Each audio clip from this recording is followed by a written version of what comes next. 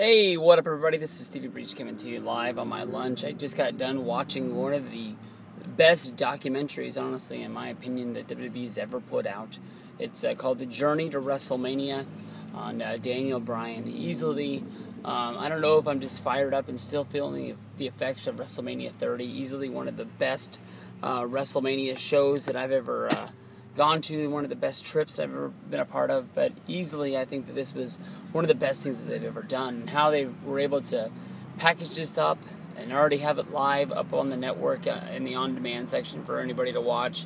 I mean, the most of this documentary, a big time bulk of it, was shot WrestleMania weekend, with Daniel Bryan doing access, all of the the Hall of Famers doing interviews before, during, and after the Hall of Fame.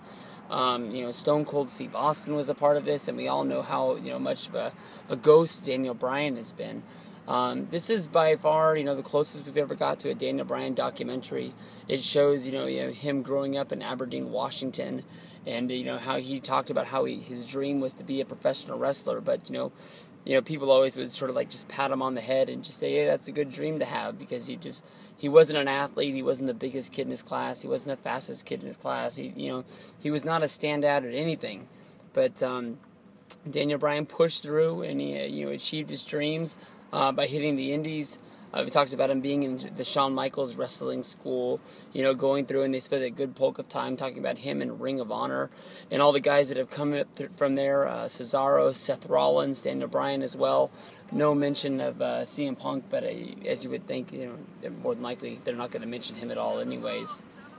But I thought that this easily was really, really cool, and you could tell how fast they're able to put these things together. If you don't have the WWE network, I don't know what it's going to take you at this point. I mean, like, maybe the Warrior thing wasn't what I once thought it was going to be. I really thought they were going to sit down and do a full-on, like, sort of best-of special for that Warrior thing the other day. We ended up just showing the Hall of Fame Monday Night Raw and WrestleMania 6.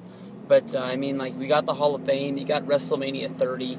I can't think of anything else there is, for them to give you in order to push through. With Daniel Bryan, they showed, him and Bree talking about them getting married. This was a really, really awesome documentary. It's 1 hour.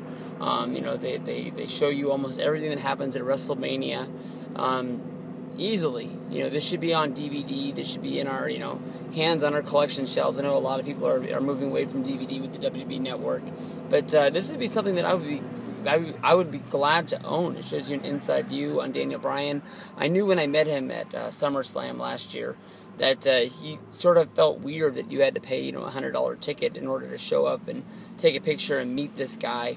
And he just talks about how anytime anybody makes him feel more special than he is, it makes him feel very uncomfortable and very weird. I think he's gotten used to the cameras being around him with Total Divas and everything like that, but you got to meet his mom, you got to meet the sister that sold Christmas trees, showed up with the little girls, and just shows you, how much he wanted to give to his family, but he didn't have the time to really give them everything in the world, but they wanted to be there to see him, wrestle his biggest match of his career against Triple H in the opener at WrestleMania, and then go on to winning the title and achieving his goal at the end of it. I thought this was a really awesome, by far, documentary. Like I've said 1,000 times in this, make sure you go out of your way to watch this. If you don't have the network, get the network, because more than likely we're going to be getting more of these, and these are going to blow you away.